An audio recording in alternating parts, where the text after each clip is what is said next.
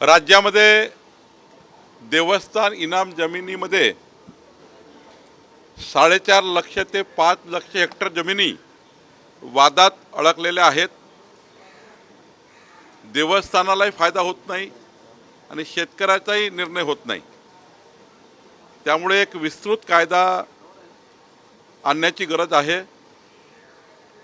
काल आम्ही महसूल खात्याच्या वेबसाईटवर देवस्थान इनाम जमिनीचा कायदा हा पब्लिक हिअरिंग करता, जनसुनावणी करता किंवा जनतेचे सजेशन घेण्याकरता किंवा देवस्थान इनाम जमिनीमध्ये देवस्थानाचे म्हणणं ऐकून घेण्याकरता लेखी सादर करण्याकरता काल वेबसाईटवर प्रकाशित केलेला आहे। मी आपल्या माध्यमातून या कायद्यांना कुठल्या पद्धतीने या कायद्यामध्ये सुधारणा केल्या पाहिजे किंवा या कायद्यामध्ये कुठले कलम अंतर्भूत केले पाहिजे, ज्यांना आपलं म्हणणं मांडायचं असेल त्यांनी 1 महिन्याच्या आतमध्ये या कायद्याला सुधारणा कळवाव्यात। देवस्थानाचे हक्क बाधित राहणार आहे, कोणतेही हक्क जाणार नाही। देवस्थानचे कुठले हक्क न जाता देवस्थानाचं प्रोटेक्शन करून शेवटी कुळाचं काय, वहिवाटदाराचं काय, हाही प्रश्न त्या ठिकाणी निकाला काढायचा आहे। आणि त्यामुळं देवस्थान इनाम जमिनीच्या कायद्याला आपण आपल्या माध्यमातून सर्वांना माझी विनंती आहे की त्यांच्या सूचना काही असतील तर कळवल्या पाहिजे। ज्या काही महाराष्ट्रातनं देवस्थान इनाम जमिनीकरता सूचना येतील, सुधारणा येतील आमच्या कायद्यामध्ये, त्या सर्व आम्ही अंतर्भूत करू आणि येणाऱ्या जुलैमध्ये देवस्थान इनाम जमिनीबद्दलचा कायदा महाराष्ट्राचं सरकार या ठिकाणी सभागृहामध्ये आणेल। सभागृहात याची चर्चा होईल आणि मग अंतिम कायद्याला आम्ही त्याचा निर्णय करू। सर, देवस्थानच्या जमिनी काढून घेऊ नयेत अशी मागणी अखिल महाराष्ट्र जे मंदिर संघ आहे त्यांनी केलेली आहे। त्यांचं म्हणणं आहे की देवस्थानाचा संपूर्ण जे कारभार आहे तो याच जमिनीतून येणाऱ्या महसुलावर चालतो, त्यामुळे या जमिनी हिरावून घेण्याची भीती आता ते व्यक्त करतायत। मी आपल्याला आपल्या माध्यमातून देवस्थान समितीच्या सर्व ट्रस्ट असतील, संघ असेल त्यांना आश्वस्त करतो, कुठलाही हक्क देवस्थानाचं न जाता यामध्ये जे वाद चालू आहे या वादाला निपटारा केला पाहिजे। देवस्थानचे हक्क कायम ठेवून देवस्थानचे कुठले हक्क बाधित होऊ न देता या ठिकाणी आपण हा कायदा आणलेला आहे। त्यामुळं देवस्थानचं म्हणणं काय हे आम्ही ऐकून घेऊ, वहिवाटदाराचं म्हणणं ऐकून घेऊ, कुळाचं म्हणणं ऐकून घेऊ आणि यातून मात्र शेवटचा मार्ग काढू। शेवटी कुणी या ठिकाणी घाबरून जाण्याची गरज नाही। शासन कुठल्याही देवस्थानाच्या जमिनी काढून घेणार नाही।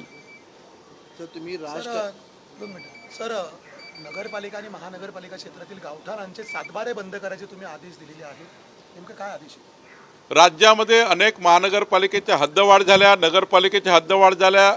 जर पुण्यामध्ये 40-45 गावं पुणे महानगरपालिकेत आले, नागपूर महानगरपालिकेची हद्दवाढ झाली आहे, राज्यामधल्या नगरपालिकेच्या हद्दवाढ झाल्या। जी गावं आतमध्ये आली आहेत कॉर्पोरेशनच्या नगरपालिकेच्या आतमध्ये, त्या गावांचा सातबारा बंद करून त्यांचा प्रॉपर्टी कार्ड तयार करणे याकरता काल आम्ही निर्णय घेतलेला आहे।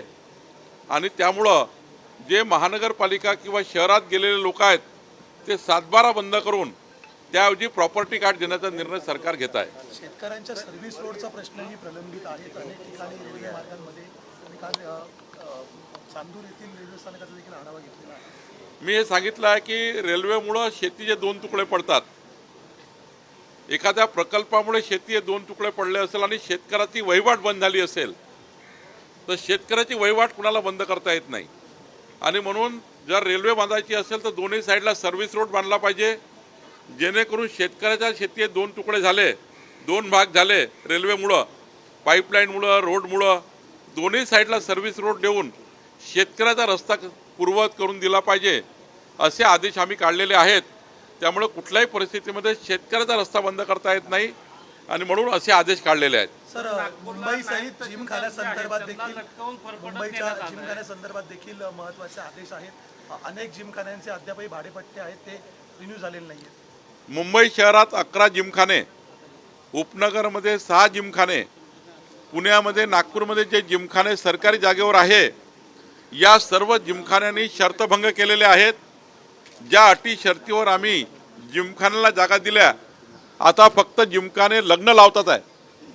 पण मूळ भूमिका जिमखान्याची काय होती?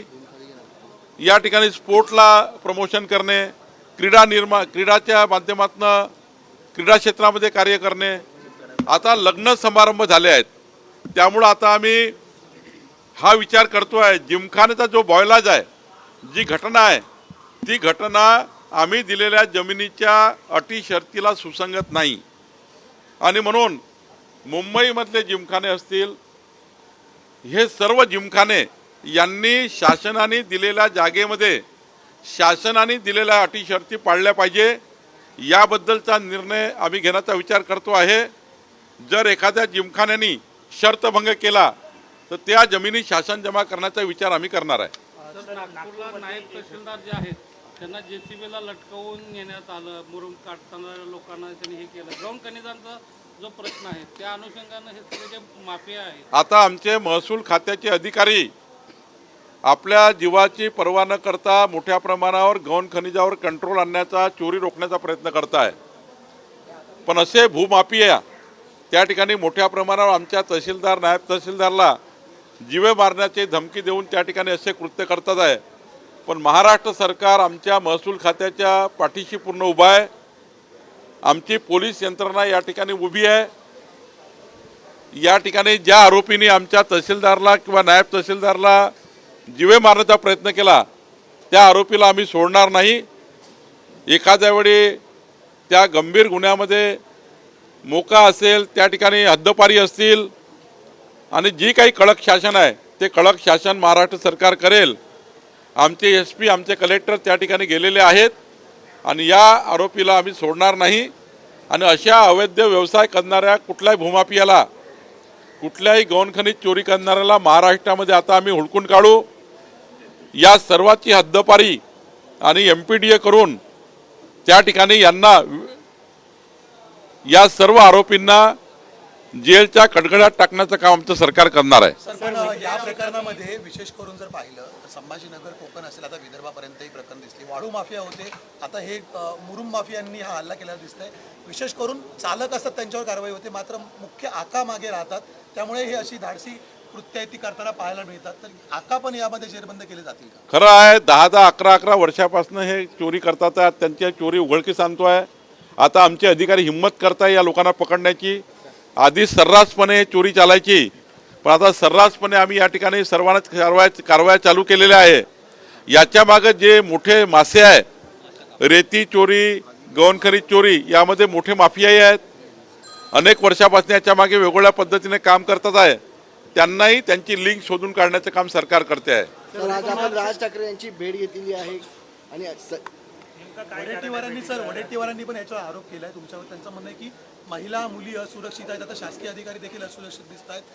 नागरिकांनी दाद नेमकी कुणाकडे मागायची अशा नाही, आज राजसाहेबाकडे मी केवळ सदिच्छा भेट घेतली आहे. मी निवडून आल्यापासनं, मंत्री झाल्यापासनं माझी त्यांची 2-4दा चर्चा झाली की मला चहा घ्यायला यायचं आहे. आज राजसाहेबांनी चहाला थोडा वेळ दिला आणि केवळ सदिच्छा भेट, कुठलंही राजकीय चर्चा नाही, फक्त मैत्री, मित्रत्व म्हणून या ठिकाणी माझी त्यांची भेट झाली. आणि अत्यंत चांगल्या पद्धतीने त्यांनी आमचा सन्मान केला, मान सन्मान केला. खरं तर राजसाहेबाची आणि आमची मैत्री जी आहे ती या ठिकाणी अबाधित आहे आणि त्यामुळं त्या मैत्रिणी मी त्यांच्याकडे सदिच्छा भेट घेतली आहे. मैत्रीपूर्ण भेटीमुळे सर दोन भावातील दुरावा पूर्ण वाढणार आहे का? कारण महापालिका निवडणुकीनंतर दुरावा निर्माण झाल्याची चर्चा सातत्याने करते उद्धव ठाकरे, राज ठाकरे. मला वाटते राजसाहेब एवढे प्रगल्भ आहे आणि आम्ही एवढे प्रगल्भ आहोत की अशा सदिच्छा भेटीमुळं कुठल्याही राजकारणावर कुठलाही तळा येत नाही. शेवटी मैत्री महत्त्वाची असतं. राजकारणाकरता प्रत्येक मैत्री तोडणे योग्य नाही आहे. आणि महाराष्ट्राचे संस्कार, संस्कृती आहे. विरोधी पक्षा जरी असेल तरी आपण आपल्या मैत्रीला कायम जपतो. त्यामुळं मैत्री ही कधीच तुटत नाही.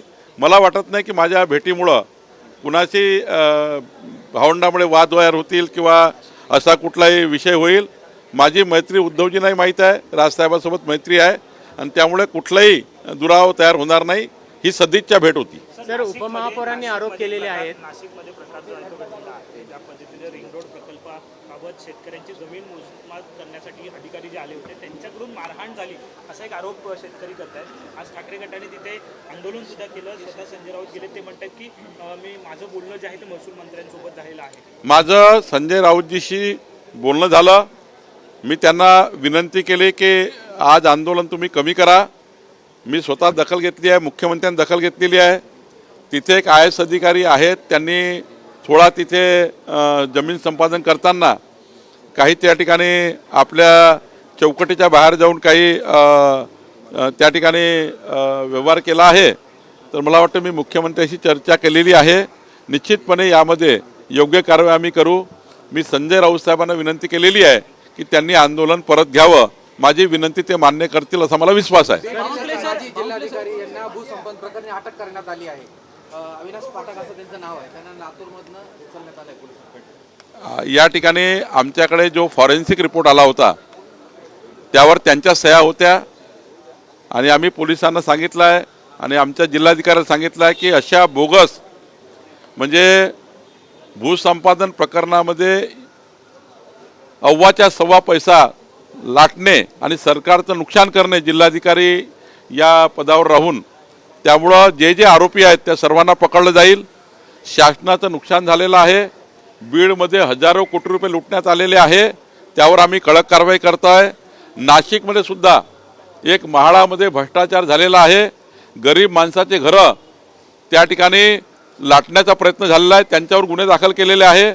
बीडमध्ये गुन्हे दाखल केलेले आहे आणि महाराष्ट्रात स्पष्ट संकेत आहे की कुठल्याही व्यक्तीने शासनाला जर फसवलं आणि गरीब माणसाची फसवणूक केली, एकडे शासनाची फसवणूक, दुसरी गरीब माणसाची फसवणूक केली तर राज्य सरकार कोणाला सोडणार नाही, हा संकेत याच्यामधून आहे. सर, उपमहापौरांनी आरोप केलेला आहे.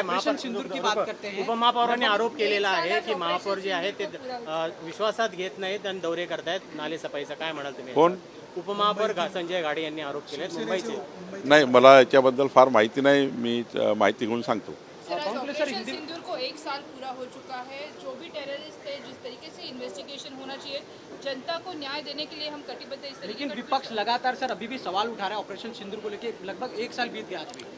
मैं माननीय पंतप्रधान नरेंद्र मोदी जी के नेतृत्व में देश के सैनिकों ने जिस प्रकार से ऑपरेशन सिंदूर किया था, 1 साल पूरा हो चुका है और जिस कौशल्य के साथ हमारे सैनिकों ने पाकिस्तान को धराशायी किया और हमारे देश में आकर हम पर आड़ी नज़र करने वालों का बंदोबस्त कर दिया मोदी जी के और हमारी सेना के लोगों ने, तो जिस प्रकार के सेना के सभी दलों ने ऑपरेशन सिंदूर का नेतृत्व किया था, उनका मैं बहुत हृदय से आभार व्यक्त करता हूँ. 1 साल हुआ है और इस 1 साल में हमारे सैनिकों ने, हमारे दलों ने जिस प्रकार से वहाँ काम किया है, उनका अभिनंदन करने का, उनका उत्साह बढ़ाने का आज दिन है. माननीय प्रधानमंत्री और देश के अनेक लोगों ने इसका अभिनंदन किया है, आज के दिन का अभिनंदन किया है. आज के दिन के लिए सैनिकों का बहुत बहुत अभिनंदन किया है. और मैं ये दावे के साथ कहता हूँ, अपोजिशन जो है ये राजनीति से उनका दिमाग खराब हो चुका है. सैनिकों के कर्तव्य पर अविश्वास दिखाना, ये अपोजिशन का बहुत बड़ा ये जो यहाँ पर उन्होंने अपमान किया है सैनिकों का, ये अच्छा नहीं है.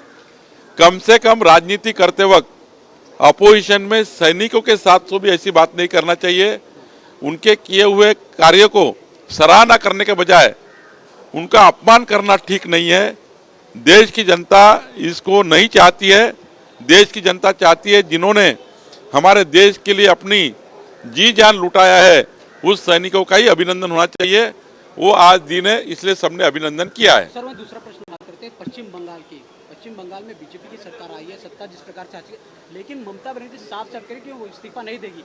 हालांकि वे बीजेपी के नेता है जिन्होंने ममता बनर्जी को हलाया, उनके पीए को दिन दहाड़े गोली मार के हत्या कर दी गई थी. सर, क्या इस घटना को कैसे देखते हैं? एक बहुत बड़ा ममता बनर्जी का जंगल राज, ममता बनर्जी का जिस प्रकार से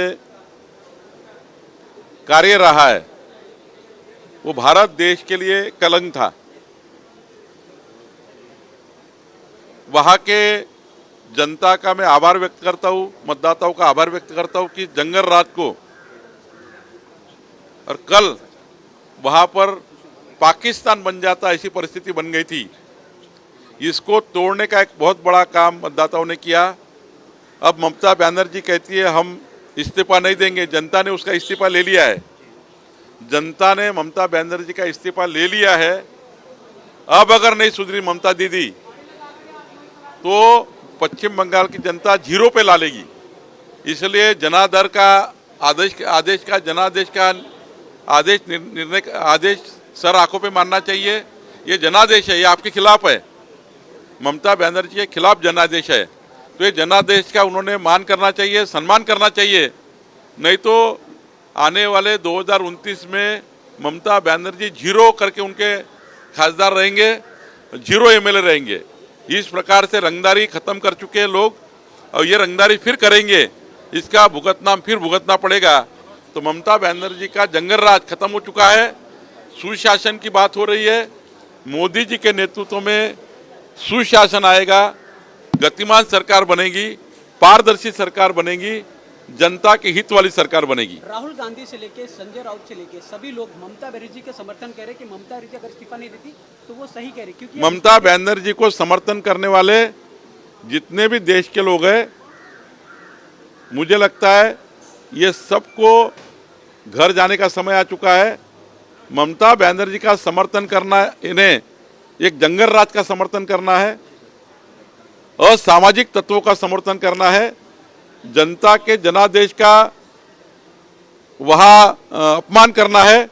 मुझे लगता है जो जो ममता दीदी का समर्थन करेगी, देश की जनता उसको घर भेजेगी, चाहे राहुल गांधी रहे चाहे कोई भी रहे। वंदे मातरम को लेके सर वंदे मातरम को लेके जिस प्रकार से सरकार ने उनको विशेष दर्जा दिया है, हालांकि विशेष दर्जा देने के बाद विपक्ष हो, एमआईएम हो या समाजवादी पार्टी हो, वो लगातार विरोध कह रहे कि सरकार हमें फांसी पे सजा दे, लेकिन हम वंदे मातरम नहीं कहेंगे। इस देश में रहना होगा तो वंदे मातरम कहना होगा। इस देश में रहना है तो वंदे मातरम कहना होगा, क्योंकि वंदे मातरम ही हम सबको संस्कृति, संस्कार, विरासत देती है। वंदे मातरम ऐसा गीत है जो हमारे दिल में, मन में, हमारे ब्लड में ऊर्जा तैयार करता है। ये हमारी भारत माता का एक हमारा जो इस विश्व में जो स्थान है, उस स्थान को बलशाली करता है। तो मुझे लगता है वंदे भारत जो नहीं करेगा, वंदे मातरम जो नहीं कहेगा, वो अपने घर जाएगा। वंदे मातरम कहना ही होगा। इस देश के संस्कार, संस्कृति, विरासत को मानना ही पड़ेगा। हमारी भारत माता को मजबूत करने के लिए भारत माता का ही गीत गाना पड़ेगा। इसके लिए कोई भी ना नहीं कर सकता। जो ना कहेगा वो भारत माता की जनता उनको घर भेज देगी। यही इससे सीख लेनी चाहिए अपोजिशन ने, जो इनका खिलाफ बात कर रहे हैं। सर, वंदे मातरम च्या संदर्भात विशेष कायदा केल्यानंतर ही समाजवादी पार्टी एमआयएम कडून विरोध केला जात आहे। भारत माता की जय बोलू मात्र वंदे मातरम म्हणणार नाही असं फरहान आझमी देखील म्हणतात। वंदे मातरम मनावच लागेल। भारत देश का, बलशाली भारत का ये हृदय गीत है। हमारी भारत माता को पूरे विश्व में मजबूत करने वाला हमारा ये गीत है और हमारे भारत की संस्कृति, संस्कार, विरासत का ये गीत है। या भारत में रहने वाले हर व्यक्ती को वंदे मातरम कहना चाहिए, वंदे मातरम बोललेलं पाहिजे, वंदे मातरम म्हटलं पाहिजे। वंदे मातरम म्हणलेलंच त्या ठिकाणी सर्वांनी या ठिकाणी त्याचं पालन केलं पाहिजे। शेवटी वंदे मातरम हे आमचं, या देशाचं आणि या भारत मातेला प्रचंड मजबूत करणारं, भारत मातेचे संस्कार सांगणारं, भारत मातेला बलशाही ठेवणारं हे गीत आहे। त्यामुळे सर्वांना वंदे मातरम म्हटलंच पाहिजे। ज्यांना वंदे मातरम म्हणायचं नाही त्यांना भारताची जनता घरी पाठवल्याशिवाय राहणार नाही। ठाकरे गट ममता दीदींच्या कृतीचं समर्थन करते। ममता दीदींनी राजीनामा देण्यास नकार दिलेला आहे। राहुल गांधींपासून आता ठाकरेंपर्यंत त्यांच्या समर्थनार्थ नेते उतरलेले आहेत। ममता बॅनर्जीच्या जंगल राज संपलेला आहे। जनतेने जनादेश दिलाय, ममता बॅनर्जीला घरी पाठवलाय। अराजकता आणि एक प्रकारचा कलंक असलेली सरकार होती. उद्या जर हे सरकार बदलली नसती तर बांगलादेशला, पश्चिम बंगालला पाकिस्तान करण्याचं काम झालं असतं. तिथे जंगलराज, महिलावर बलात्कार, खून खराबा या घटना सरेआम चालू आहे. त्या आता बदलणार आहे. सुशासन येणार आहे. लोकाभिमुख पारदर्शी सरकार येणार आहे. जे लोक ममता बॅनर्जीचा सपोर्ट करत असतील ते शून्य झाल्याशिवाय राहणार नाही. जनादेशच्या विरुद्ध बोलणे हे काही योग्य नाही. जनतेचा जनादेश मानला पाहिजे आणि जनतेने केलेलं मत हे या ठिकाणी त्याचा आदर केला पाहिजे. जे जनतेच्या मताचा अनादर करतील त्यांना लोक घरी पाठवल्याशिवाय राहणार नाही. राहुल गांधीला लोकांनी घरी पाठवलं आहे. 2/3 भारत देशामध्ये NDAचे सरकार आले आहेत आणि मोदीच्या नेतृत्वामध्ये 130 कोटी भारतीयांनी या देशाला, या भारताला, महाराष्ट्राला आणि संपूर्ण राज्यामध्ये जनादेश आलेला आहे. आणि हा जनादेश सुशासन प्रूव्ह करतो आहे. आणि म्हणून राहुल गांधी आणि त्यांचे चेले चपाटे यांनी या ठिकाणी जनादेशाच्या विरुद्ध बोलले तर 2029ला हे लोक शून्य झाल्याशिवाय राहणार नाही. सर, भाजप नेते शुभेंदू अधिकारी यांच्या पियेची हत्या झाली याचा निषेध करण्याऐवजी ठाकरे गट भाजपला या हिंसाचारामागे कारणीभूत ठरत आहे. देशामधील हिंसाचार हा भाजपमुळे वाढला असाही आरोप ठाकरे गट करतो. ज्या पद्धतीने त्या ठिकाणी ही हत्या झाली आहे खरं समोर येणारच आहे. पण अशा हत्येला या ठिकाणी हे तिथलं जंगलराज, ममता बॅनर्जीचा जंगलराजच त्या ठिकाणी जबाबदार आहे. आणि आता जंगलराज गेलेला आहे. तिथे नवीन मुख्यमंत्री आल्यानंतर, भारतीय जनता पार्टीचे मुख्यमंत्री आल्यानंतर या जंगलराजाचा पर्दाफाश होईल आणि हा जंगलराज तिथे चालणार नाही. पुढच्या काळात तुम्हाला दिसेल याच्यामागे कोण उभा आहे आणि कोणी हत्या केली हे समोर येणारच आहे. आणि आता या ठिकाणी तिथे जे जंगलराज आहेत ते बंद, त्या संपवण्याचं काम आमचं सरकार करेल.